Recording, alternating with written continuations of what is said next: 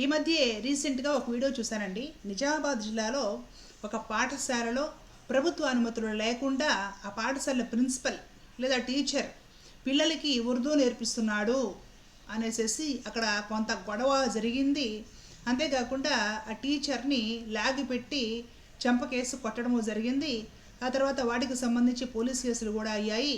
ప్రభుత్వ అనుమతులు లేకుండా ఈ పాఠశాలలో ఉర్దూ నేర్పిస్తున్నారు, నమాజ్ కూడా చేపిస్తున్నారు అని అవతల వాళ్ళు ఎఫ్ఐఆర్ చేశారు. అనుమతి లేకుండా పిల్లలు చదువుకునే పాఠశాలలోకి బలవంతంగా ప్రవేశించి కొట్టడం వరకు వెళ్ళారు, దౌర్జన్యం చేశారు అని వీళ్ళు ఎఫ్ఐఆర్ చేసినట్టున్నారు. సరే, ఆ విషయాలు నేను మాట్లాడను, ఎందుకంటే చట్టం తన పని తాను చేసుకుంటూ పోతుంది. ఎవరిది తప్పు అనేది ఇన్వెస్టిగేషన్ అయిపోయిన తర్వాత పోలీసు వారు తెలియజేస్తారు. అయితే నేను చెప్పాలనుకుంటుంది ఏంటంటే, ఒక భాష పైన అసలు ద్వేషం ఎందుకు? ఏ భాష పైన అయినా సరే ద్వేషం ఎందుకు? భాష అనేది భావ వ్యక్తీకరణ కోసం ఆయా ప్రాంతాల్లో వాడతారండి. మన ప్రాంతాల్లో తెలుగు వాడతాం. ఈ భాషల్లో కూడా మళ్ళీ యాసలు ఉంటాయి. ఒక్కొక్క ప్రాంతానికి ఒక్కొక్క యాస. మనం ఎక్కడికైనా వెళ్ళామనుకోండి, ఎవరు తెలియని మనుషుల మధ్య మన భాష మాట్లాడే వాళ్ళు ఎవరైనా కనపడితే మనకు ఆనందం కలుగుతుంది. మన యాస మాట్లాడే మన ప్రాంతీయులు ఎవరైనా కనపడితే ఇంకా ఆనందం కలుగుతుందండి. ఈ యాసలో రాయలసీమది ఒక పద్ధతి, కోస్తా వాళ్ళది ఒక పద్ధతి, గోదావరి జిల్లా వాళ్ళది ఒక పద్ధతి, ఉత్తరాంధ్ర వాళ్ళది ఒక పద్ధతి, తెలంగాణ వాళ్ళది ఒక పద్ధతి. ఈ భాష కానివ్వండి, యాస కానివ్వండి, ఒక ఆత్మీయతను మనకి మన ప్రాంతం పట్ల, మన ప్రజల పట్ల, మన ఆచార వ్యవహారాల పట్ల, సంస్కృతి పట్ల ప్రేమను మనకి ఎప్పుడు గుర్తు చేస్తూ ఉంటుంది. ఈ మధ్య ఇడుపు కాగితము అనే విషయానికి ఎంత పెద్ద అర్థాంతమైందో అందరికీ తెలిసిందే. ఏ రకంగా కూడా ఎవరి భాషను, ఎవరి యాసను, ఏ ప్రాంతాన్ని కూడా హేళన చేయకూడదు, తక్కువ చేయకూడదు. అది చాలా తప్పు.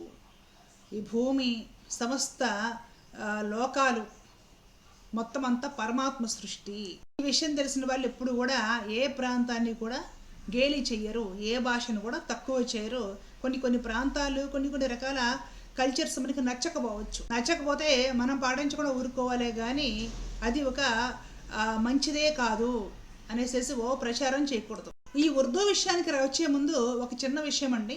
మనం తెల్లారు లెగిస్తే ఇంట్లో ఏం మాట్లాడతాం? ఇంగ్లీష్ మాట్లాడతాం. ఇప్పుడు పుట్టిన పిల్లలు కూడా మాటలు నేర్చుకునేటప్పుడు ఇంగ్లీష్ నేర్చేసుకుంటున్నారు. మీ ఇంట్లోనూ మా ఇంట్లోనూ సర్వసాధారణం అయిపోయింది. లెగిస్తే మనం ఇంగ్లీషే మాట్లాడతాము. ఇంగ్లీష్ మాట్లాడటం మన కల్చర్. ఇంగ్లీష్ ఎంత మాట్లాడితే వాళ్ళంత చదువుకున్న వాళ్ళు, ఇంగ్లీష్ ఎంత మాట్లాడితే వాళ్ళకంత కల్చర్ లేదా నాగరికత తెలిసిన వాళ్ళు. ఇంగ్లీష్ మనదా? మన భాష ఇంగ్లీష్. సంస్కృతం మనది. సంస్కృతం అసలు ఎంతమంది నేర్చుకుంటున్నారు? తెల్లారు లెగిస్తే మనం చదువుకోవడానికి, బ్రతకడానికి, ఉద్యోగాలు చేసుకోవడానికి, విదేశాలకు వెళ్ళడానికి మొత్తానికి ఇంగ్లీష్ కావాలి. ఇప్పుడు అందరూ ఇంగ్లీష్ మాట్లాడేస్తారు. తెలుగు పదాల్లో కూడా ఇంగ్లీష్ కలపకుండా ఒక నిమిషం మాట్లాడండి, ఇంగ్లీష్ కలుపుతారు. మరి ఇంగ్లీష్ ఎవరిది అంటే బ్రిటిష్ వాళ్ళది. మనల్ని కొన్ని వందల సంవత్సరాలు బానిసలుగా పరిపాలన చేసిన వాళ్ళది కదా. కానీ మనకు ఆ ఇంగ్లీష్ నచ్చుతుంది. ఆ ఇంగ్లీష్ మాట్లాడడం ఫ్యాషను, నాగరికత. ఉర్దూ నేర్చుకుంటే మాత్రం తప్పు. ఈ ద్వేషమే వద్దండి సమాజానికి. ఈ ద్వేషం ఎప్పుడూ మంచిది కాదు. ఆంధ్ర, తెలంగాణ ప్రభుత్వాల ప్రకారం సెకండ్ లాంగ్వేజ్ ఏంటి? ఉర్దూనే రెండో భాష. ఇప్పుడు యుఎస్ వెళ్ళాలి, ఇతరత్ర వెస్ట్రన్ కంట్రీస్కి వెళ్ళాలి చదువుకోవడానికో, జాబ్ చేయడానికో, చూడడానికి అనుకుంటే మనకి ఖచ్చితంగా ఇంగ్లీష్ వచ్చి ఉండాలి, అవునా? మరి ఎంతోమంది, లక్షలాది మంది భారతీయ పౌరులు ఉభయ తెలుగు రాష్ట్రాల్లో ఉండేవాళ్ళు బ్రతకడానికి గల్ఫ్ కంట్రీస్కి వెళ్తూ ఉన్నారు. వైపున అరబీ ఎట్సెట్రా లాంగ్వేజెస్ ఉంటాయి, అవి ఎవరికీ రావు. కానీ వాళ్ళకి అక్కడ బాగా అందరికీ తెలిసిన భాష ఉర్దూ నేర్చేసుకుంటే గల్ఫ్ కంట్రీస్కి వెళ్ళేసేసి శుభ్రంగా భావ వ్యక్తీకరణ చేయవచ్చు, మాట్లాడవచ్చు, లాంగ్వేజ్ ప్రాబ్లం ఉండదు. ఇంగ్లీష్ నేర్చుకోవడం అవసరము, విదేశాలకు వెళ్ళాలంటే, జాబ్ సంపాదించాలంటే అనుకుంటే ఉర్దూ నేర్చుకోవడం కూడా అవసరమే గల్ఫ్ కంట్రీస్కి వెళ్ళాలంటే. అప్పుడు భాష పైన ద్వేషం ఎందుకు? ఆంధ్రప్రదేశ్ మరియు తెలంగాణ తెలుగు రాష్ట్రాల నుంచి 15 లక్షల నుండి 30 లక్షల మంది ప్రజలు గల్ఫ్ కంట్రీస్కి వలస వెళ్ళి అక్కడ పనిచేస్తున్నారు. ఈ వలసదారులలో అధిక శాతం మంది Saudi Arabia, UAE, Kuwait, Qatar, Oman మరియు బహ్రెయిన్ దేశాల్లో నిర్మాణ, రిటైల్, డ్రైవింగ్, పారిశుద్ధ్య మరియు గృహ రంగాల్లో ఉపాధి పొందుతూ ఉన్న శ్రామికులు, పాక్షిక నైపుణ్యం గలవారు మరియు తక్కువ నైపుణ్యం గలవారు, కార్మికులు ఎక్కువ మంది ఉన్నారు. మరి వీళ్ళు ఏం నేర్చుకోవాలి చెప్పండి, మీరే చెప్పండి. దాదాపు 8.5 నుండి 9 మిలియన్ల మంది భారతీయ పౌరులు గల్ఫ్ సహకార మండలి జీసీసీ దేశాలలో నివసిస్తూ పనిచేస్తున్నారు. వీరు ఈ ప్రాంతంలోనే అతిపెద్ద ప్రవాస సమాజంగా ఉన్నారు.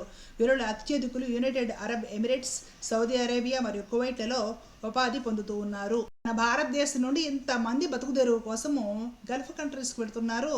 అక్కడ లోకల్ లాంగ్వేజ్ ఉర్దూవే. గల్ఫ్ దేశాలలో ఉర్దూకు చాలా ప్రాముఖ్యత ఉంది. పాకిస్తాన్ మరియు భారతదేశం నుండి వలస వచ్చిన కార్మికుల జనాభా అధికంగా ఉండడం వలన పర్షియన్ గల్ఫ్లోని వివిధ ప్రవాస వర్గాలలో రోజువారీ సంభాషణకు ఇది ఒక ప్రముఖ సాధారణ భాషగా ఉపయోగపడుతుంది.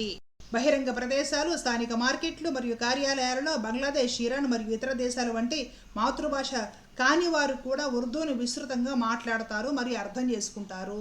విస్తృత ముస్లిం ప్రపంచంలో దానికి ఉన్న సన్నిహిత సంబంధాల కారణంగా మరియు అరబిక్తో ఉమ్మడి పదజాలం ఉండడం వలన దీనికి సాంస్కృతిక ప్రాధాన్యత ఉంది. సౌదీ అరేబియాలోని మక్కా మరియు మదీనా పవిత్ర నగరాలలో లక్షలాది మంది యాత్రికుల సౌకర్యార్థం అరబిక్ మరియు ఇంగ్లీషు, దాంతోపాటు ఉర్దూ ఇవన్నీ కూడా అక్కడ మాట్లాడుతూ ఉన్నారు. భారతదేశాన్ని హిందూ దేశం అని చెప్తాం మన హిందూ దేశంలో ప్రజలు లక్షలాదిగా హిందువులు బ్రతుకుదెరువు కోసము ఈ ముస్లిమ్స్ ఉండే దేశాలకు, గల్ఫ్ దేశాలకు వెళ్ళేసేసి బ్రతుకుతున్నారు. ఎంతోమంది కోట్లు సంపాదిస్తున్నారు. లక్షల కోట్లు సంపాదించి ఎంతోమంది తిరిగి ఇక్కడికి వచ్చినప్పుడు ఇక్కడ వాళ్ళు పుట్టి పెరిగిన ఊరికి సేవ చేస్తున్నారు. స్కూల్ లేకపోతే గల్ఫ్ దేశాలకు వెళ్ళి సంపాదించిన వాళ్ళు స్కూల్ కట్టిస్తున్నారు, గుళ్ళు కట్టిస్తున్నారు, హాస్పిటల్స్ కట్టిస్తున్నారు, పిల్లల చదువులకు ఫీజులు కడుతున్నారు, ఎన్నో చేస్తున్నారు. గల్ఫ్ దేశాలకు వెళ్ళి సంపాదించి స్థిరపడి వాళ్ళ మాతృభూమికి వచ్చినప్పుడు మా ఊరి కోసం ఏదైనా చెయ్యాలి అనేసి ఎంతోమంది సేవ చేస్తున్నారు. ఆ రోజు మీరు అడుగుతున్నారా? ముస్లిం దేశాల్లో సంపాదించింది మాకేం అక్కర్లేదులే అని మీరు అంటారు కదండి. గల్ఫ్ దేశానికి వెళ్ళి సంపాదించిన హిందువులు ఇక్కడికి వచ్చినప్పుడు తిరుపతి దర్శనానికి వెళ్ళి వెంకటేశ్వర స్వామి వారికి మొక్కు చెల్లించుకొని హుండీలో డబ్బులు వేస్తున్నారు. వాళ్ళు అడుగుతున్నారా ముస్లిం దేశాల్లో సంపాదించింది మాకు అక్కర్లేదు అని? భాష ఉర్దూ తెలిస్తేనే కదండి వాళ్ళు అక్కడికి వెళ్ళేసేసి బ్రతికేది. అలాగే ఎంతోమంది భాష తెలియక అలాగే దళారుల్ని నమ్మి మోసపోతున్నారు.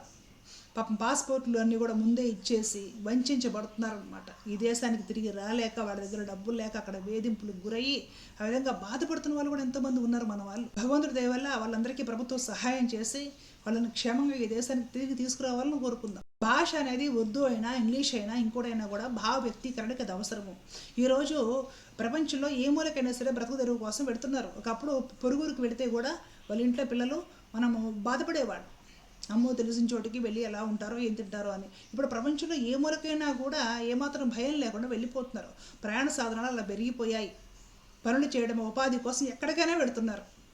మరి అలాంటప్పుడు ఆ భాషలన్నీ నేర్చుకుంటే తప్పేముంది? ఇంకా ఉర్దూ భాష అంటే ఏదో ఉగ్రవాద భాష అనే లెక్కన, వీళ్ళందరినీ ఉగ్రవాదులుగా తయారు చేస్తున్నారు అనే లెక్కన, ఏదో ఉగ్రవాద చర్యలు జరుగుతున్నాయి అనే లెక్కన ఎందుకు ఈ విధంగా ద్వేషభావజాలాన్ని మనం పెంపొందించాలి సమాజంలో? ఉర్దూలో కూడా గొప్ప గొప్ప కవులు ఉన్నారు. ఉర్దూలో కూడా గొప్ప గొప్ప కవిత్వాలు రాశారు. మానవతా దృక్పథాన్ని, సమాజం పట్ల బాధ్యతను, ప్రేమను పెంచి పోషించే విధంగా ఉన్న అద్భుతమైన కవిత్వాలు ఉర్దూ భాషలో కూడా ఉన్నాయండి. ఇంగ్లీష్ ఏమో బాగా మందైపోయింది. తెలుగు మాట్లాడడానికి తెలుగువాడు సిగ్గుపడతాడు, ఇంగ్లీష్ మాట్లాడతాడు వచ్చినా రాకపోయినా. బ్రిటిష్ వాళ్ళ ఇంగ్లీష్ ఏమో మందైపోయింది, ఉర్దూ మాత్రం మనది కాదా, ఉగ్రవాద భాష. వెస్ట్రన్ కంట్రీస్కి వెళ్ళి బ్రతకాలంటే ఇంగ్లీష్ ఎంత అవసరమో, గల్ఫ్ కంట్రీస్లో బ్రతకాలంటే ఉర్దూ అంత అవసరం. కాబట్టి ఎటు వెళ్ళాలనుకున్న వాళ్ళు ఆ భాష తరోగా ఎంతో కొంత నేర్చుకొని ఉంటే తనకు ఉపయోగపడుతుంది. దేశం అభివృద్ధి చెందడానికి ఆలోచనలు చేయాలి. పిల్లలకి మంచి విద్య, పౌష్టికాహారము, యువకులకు మంచి ఉపాధి కల్పన, విద్య, వైద్యము, ఆరోగ్యము, పేదరిక నిర్మూలన, వీటి గురించి దృష్టి పెట్టకుండా తెల్లారు లేస్తే మతాల పేరుతో కొట్టుకోవడము, భాషల పేరుతో తన్నుకోవడము, యాసల్ని అవమానించడము. అలా విద్యావంతులు పెరిగిపోతున్నారు. అంటే చదువుకున్న మూర్ఖులాగా తయారవుతున్నారు వీళ్ళందరూ. ఈ సోషల్ మీడియా ఎవరిని ప్రశాంతంగా ఉండనివ్వదు. ఏం జరిగినా కూడా చీమ కదిలినా సరే సోషల్ మీడియా పెట్టాల్సిందే, గొడవ చేయాల్సిందే. భాష అనేది ఏదైనా కూడా భగవంతుడి నుండి వచ్చినదే. భాష అనేది ఏదైనా సరే అది సరస్వతి. భావ వ్యక్తీకరణ కోసం ఆయా ప్రాంతాలు ఆయా భాషలు వాడతారు. ప్రతి భాషలోనూ వారు నమ్మే దైవాన్ని ప్రార్థిస్తారు. కాబట్టి మతాల మధ్య ఎలాగో చిచ్చు పెడుతున్నారు. ఇప్పుడు భాషల మీద చిచ్చు పెట్టి, యాసల మీద చిచ్చుపెట్టి విద్వేషాలు రెచ్చగొట్టే ప్రయత్నం చేయకండి. సమాజాన్ని దయచేసి పాడు చేయకండి. కలిసి ఉంటే కలదు సుఖం. సౌభ్రాతృత్వంతో అందరూ అన్నదమ్ముల్లా కలిసి ఉండాలని పెద్దలు చెప్పారండి. హిందూ, ముస్లిం, సిక్కు, ఇసాయి సబ్ బాయి బాయి అని చెప్పారండి పెద్దలు. నాకు కొట్టుకోకూడదనే చెప్పారండి. వాళ్ళ మాట పేడ చెవున పెట్టేసి ఇష్టం వచ్చినట్టుగా కొట్టుకుంటున్నాం మనం. ఎప్పటిలాగే ఒక జనరల్ అవేర్నెస్ కోసము మంచి సమాజ హితము కావాలని ఆశించి వీడియో చేస్తున్నానండి. ఏ రాజకీయ పార్టీలతోటి, ఏ విధమైన మతాలతోటి, ఏ విధమైన మనుషులతోటి ఈ వీడియోకి ఎలాంటి సంబంధము లేదు. అందరూ ప్రశాంతంగా ఉండాలి, సమాజం ప్రశాంతంగా ఉండాలని కోరుకుంటూనే చిన్న ప్రయత్నము అర్థం చేసుకోగలరు. జై హింద్.